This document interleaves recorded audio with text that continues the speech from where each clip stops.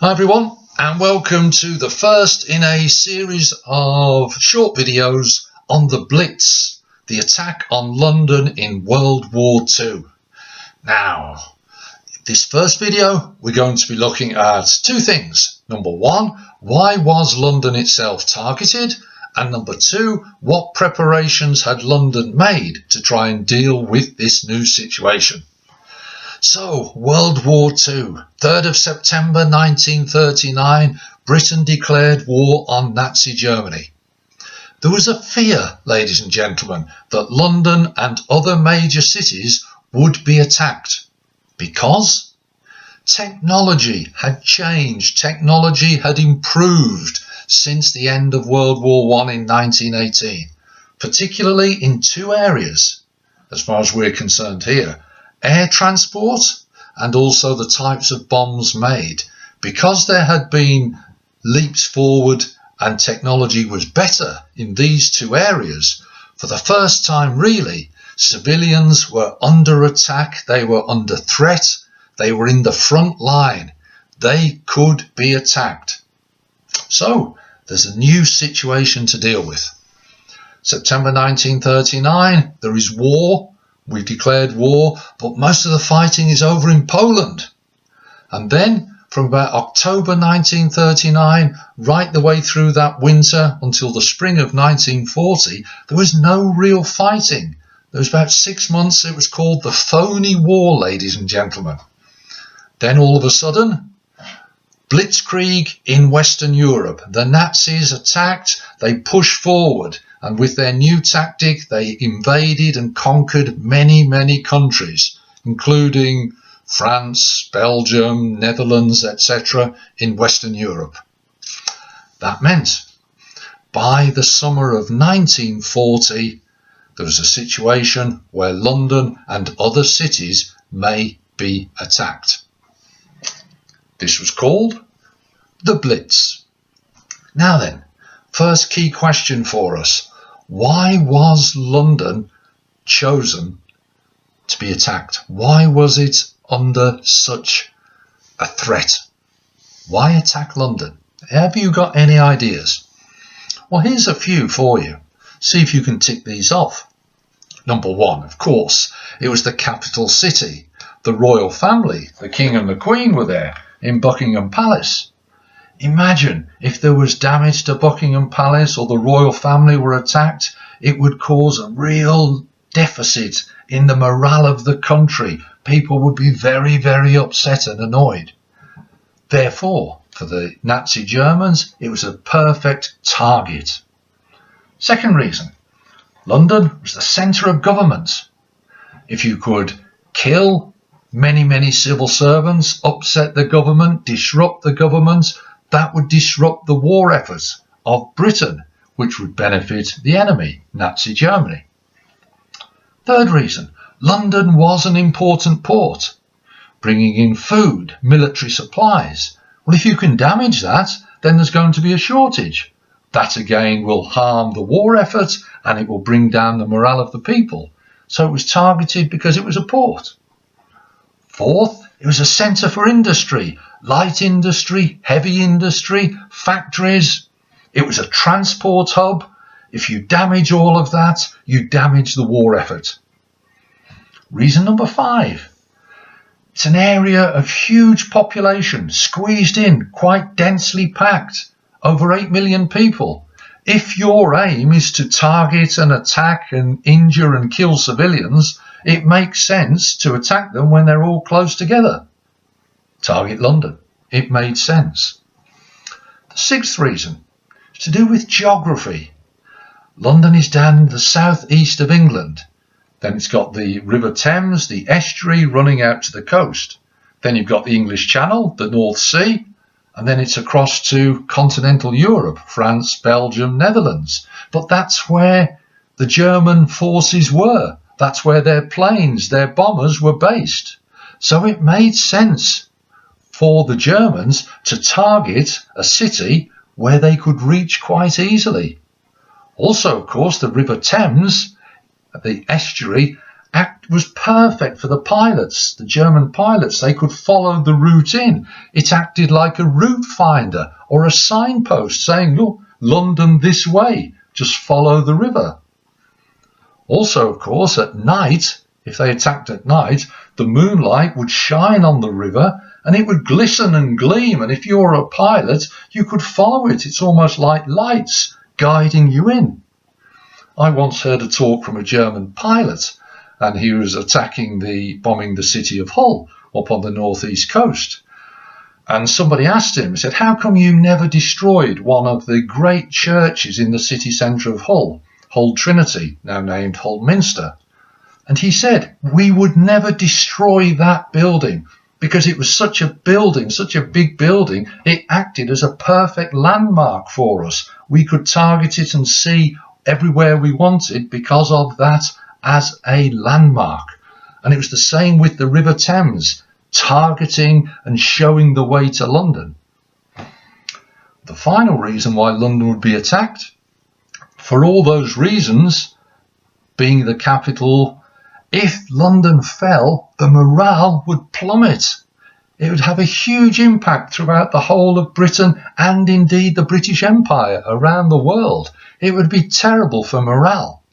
So if you put all those reasons together, ladies and gentlemen, it made perfect sense for Nazi Germany to decide to target London.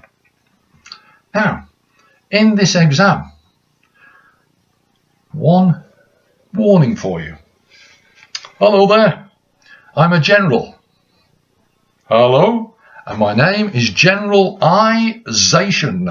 Generalisation. Generalisation, ladies and gentlemen. Generalisations are bad. Do not use them in this exam. Do not make general statements. Generalisations. They are bad. Here's an example. Let's have it. London was bombed. What, London? The whole city was bombed. All together.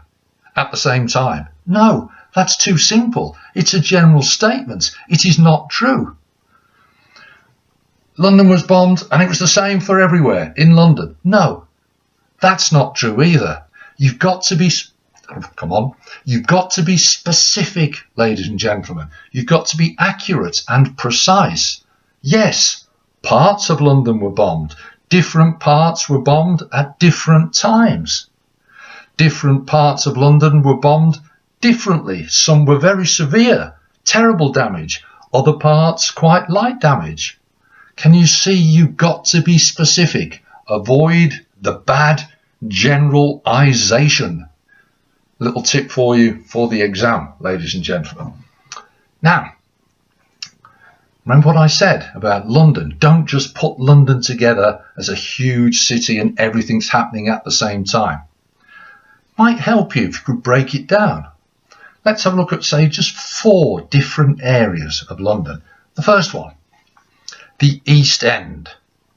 Now, on the whole, careful of generalisations, but the East End, that was the part of London that was very badly bombed at certain times, remember.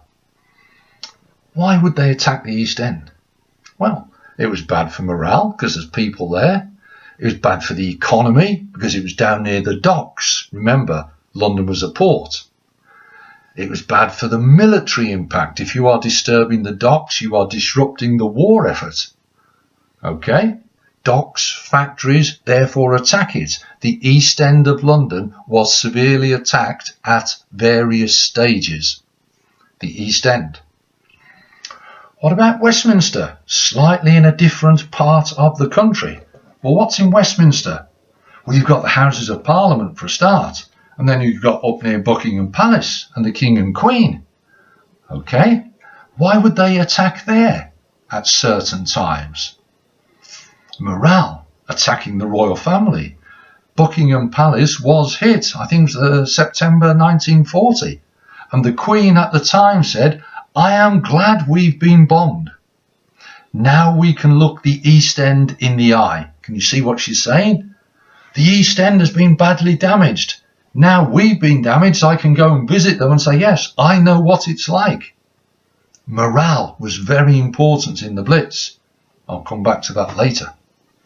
So Westminster is a separate area. What about the City of London, where the banks are? All the huge money. Why would that be attacked? To disrupt the economy, to disrupt the government, to disrupt all the money. And the final area, the suburbs surrounding the centre of London. Again, beware of generalisations. But the eastern suburbs, places like Bromley, Croydon, they tended to be hit more severely than some in the west, although the west were hit at certain times. Don't fall into that trap. I'm saying, oh, the east were hit and the west weren't. No, certain suburbs were hit at different stages, ladies and gentlemen. So there we see the idea of generalisations not being particularly helpful to you in this exam. Try to be precise.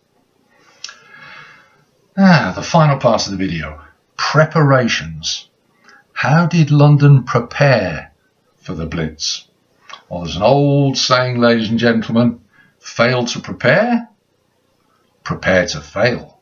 So London did realise that they had to try to do some preparations. And throughout the 1930s, as the fear of war increased, some planning and some preparation was done by London County Council, together with the 28 London borough councils, like the local councils, if you like.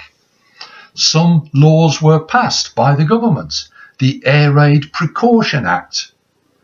Some volunteers were set up, civil defence, Airraid Precaution wardens. Let me get my warden's hat on. There we go. Oh, W for warden, Airraid warden. So preparations were important.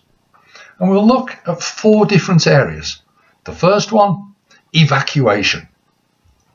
Again, the planning had been done before war broke out.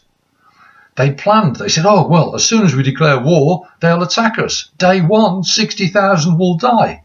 There'll be panic everywhere. We've got to try to prevent that panic. Now, day 1 of the war, they didn't attack. There weren't 60,000 dead, but they were preparing. A man called Sir John Anderson, he set up a plan where he would evacuate more than 1.5 million women and children out of London. And he divided the country into 3 areas: dangerous areas, neutral areas, and then safe areas. And he said, right, we've got to move the people from the dangerous through the neutral to the safe areas. Evacuation. On the 1st of September, with war getting nearer, evacuation actually occurred. 1.3 million children, adults, teachers went by train. 0.6 million went by bus. Now, where are they going? They're going to places in these safer areas. Remember generalisation, bad. Some of the evacuees went to homes that were brilliant, warm, welcoming, really lovely, and they had a great time. Some evacuees went to homes that were okay, reasonable. Some evacuees went to homes where they were treated quite badly and cruelly. Different experiences, remember, not one similar generalisation. Remember that. Now, to help people take in these children from areas like London, the government said, right, if you take in 1 child, you would have 52 pence a week. If you take in a second one and a third one, 42 pence for every one after that. Now you might think 50p, 40p, that's not much, but the average weekly wage was about £3.50. So you can see it was a reasonable amount of money. As the phony war continued, through the winter of 39 and into 1940, many of the evacuees returned because London was not being bombed. By about March 1940, only 300,000 people were still out of London. The vast majority had returned to their homes. What would happen when the Blitz did start? We'll find out. So that's your first preparation, evacuation. Your second one, gas masks. Wearing a gas mask. Gas masks. World War I. Gas had been used in the trenches from about 1915, 1916 onwards. The horrors of gas attack were well known. In the 1920s and 30s, agreements had been made between different countries not to use gas. But people didn't trust the enemy. They thought they're going to break their promise. Therefore, we've got to prepare. 1938, when the situation with Nazi Germany, Czechoslovakia, the Munich crisis was getting worse and worse, people feared war, so the government said, right, we will issue gas masks to adults, children and babies. Put the baby inside like a huge mask. Free, but if you lost it, you'd have to pay a replacement fee of £5. Remember, £3.50, about an average weekly wage, so it was a lot. You wouldn't want to lose your gas mask. By September 1939, when war's breaking out, about 70% of the population carried their gas masks. November 1939, it's gone down to about just over 30%. Remember, there's no war going on, phony war. By March 1940, 6 months there'd been no fighting, under 5% of the population carried their gas mask. And even when the Blitz did occur, that only went up to about 33–35%. So not everybody carried their gas mask. Don't make generalisations. Everyone had a gas mask, therefore everyone carried it. No. You've got to be specific. The third preparation, blackout. Now, July 1939, the government sent leaflets to people's homes saying, look, if we're going to be attacked, if we're going to be bombed, the pilots, the enemy pilots, if you leave your lights on, the enemy pilots will find it easier to see our cities and attack us. Therefore, we've got to try and make everything look dark. They would talk about dyes and paints on their sort of like curtains to hang them up, to black out the light, to stop the light being shown. This is where the Airraid Precaution comes in. Remember the government passing laws. The Airraid Precaution Warden, ARP, the air wardens. It was their job to go round and check that people weren't allowing light to be seen. Now, in the phony war, when no one's actually being attacked, these air raid wardens were seen as busybodies because they went round saying, oh, put that light out. Hey, put that light out. People saying, what are you on about? No one's coming. But then maybe when the Blitz does come, ladies and gentlemen, once the phony war's over, their unpopularity maybe goes down because people did see that there was a need to do the blackout. Can we see how things might change as circumstances change? The fourth and final preparation, shelters, air raid shelters. Again, don't make a generalisation. There were different types. The first one, the Anderson shelter, out in the garden. Corrugated iron, dig a hole, corrugated iron as a roof, put earth and soil up against it to stop the blast. Now then, these Anderson shelters, they were free to many people. You paid £7 if your yearly wage was £250 a year. So some people paid for it. Many people got it free. 1.5 million Anderson shelters were put up. Now, it did provide protection, that's good. But it was no good against a direct hit. Also, it's out in the garden. Bad weather, cold, damp, rain. Some people preferred to stay inside. So therefore we get the second type of shelter, the Morrison shelter, inside. It's a bit like a large steel table, sides of wire netting which could be lifted up and people could crawl underneath. And it gave protection against a collapsing building. Obviously, people would put strips across their window to try to prevent the glass from shattering and splintering and causing terrible injuries.